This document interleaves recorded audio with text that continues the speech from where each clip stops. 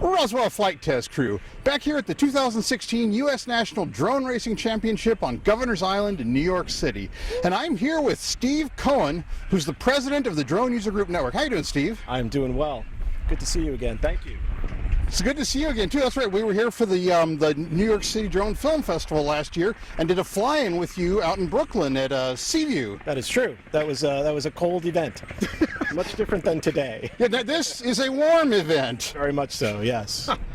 Anyway, you guys here in New York kind of laid the groundwork of this event because you guys had a fly-in. There is an insane amount of manned air traffic. How on earth did you make that happen? Well, the event actually was just about a year ago, so it was last August. The genesis of that was that we had posted a meetup date and actually didn't have a location. And the Governor's Island team approached us and said, hey, would you like to fly on Governor's Island? And it was sort of like, is this a trick question? And because, as you know, New York City is such a challenge to fly in, and I was concerned about permissions, and they're part of this Governor's Island Trust is part of the New York Mayor's office. So already you've cleared some hurdles. But we did do our due diligence.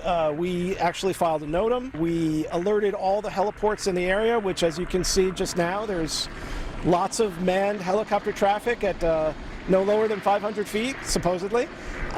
So we really did jump through some hoops. We contacted NYPD Air and the FSDO and all that stuff, and it went very, very smoothly. What we did do, though, is we did set up a kind of TSA on the ferry side, on the New York City side, and we were only allowing people to fly aircraft that could have geofencing set.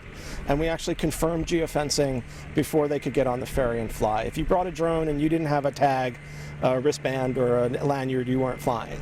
So we were probably overly cautious, but that's how good events get run.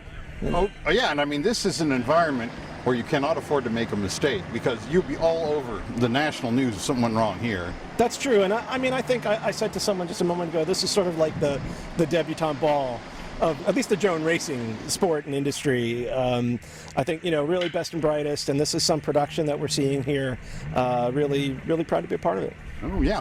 And then speaking of which, in the years since you guys did that initial fly-in here, you've been working with Scott Refsland and the Drone Nationals team to sort of pave the ground for this. What's your involvement been? Well, that's right. I was kind of boots on the ground in terms of helping to organize the volunteer crew and to just sort of mobilize just really dotting our I's, crossing our T's in terms of any kind of suspect, gosh, we don't have a regulation in place for this, or just kind of talking to anybody I had to or needed to, just to clear the way for this to all go down. And luckily, we've had so much wonderful cooperation with all the major, three-letter agencies that you can possibly think of, and we're really excited to see this come off in an impressive and big way. And it certainly looks like it's going to be big. Yes. I think we're all kind of, I'm on a need-to-know basis on lots of things, and I see things coming, oh, what is that? Oh, I didn't know we were going to have that. Okay, great. So that's kind of where I'm at with it. But no, it's exciting, and, everybody's pitching in. You've seen me schlepping fences and do what you got to do. Absolutely.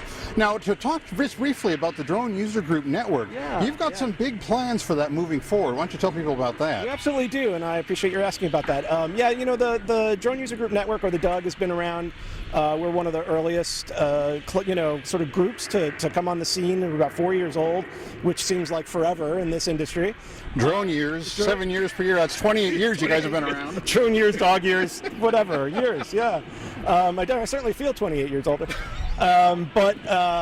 We were kind of on the scene first, and we've really been a kind of grassroots, very loosely organized organization with regional chapters and charters in different places around the world and the country. Right now, about 20,000 members nationally. And the biggest thing we're realizing is that the value proposition of a group like ours has to improve in order to affect change. We're actually going to be standing up a CBO and trying to establish our group as purely drone operator centric, in much in the manner of the AMA. Or we're very tight with the AMA and work with them all the time. So we're just seeing ourselves as kind of the bridge between AMA and AUVSI. I think a lot more drone operators see commercial opportunities where regular RC modelers, are, and there's certainly no disparagement there. It's not the same kind of activity, and I think the very nature of that requires a body of people to advocate for. Absolutely, absolutely. Well, Steve, thank you so much for taking the time to talk to me. I'm sorry I took you away from that back-breaking work. Anytime. Please, interrupt me whenever. Yes. All right, well, I'll let you get back to it. All right. Thanks, Steve. Yep, take care. And from the Drone Nationals 2016 in New York City, this is the Roswell Flight Test Crew signing off. Thanks again, Steve. Oh, yeah.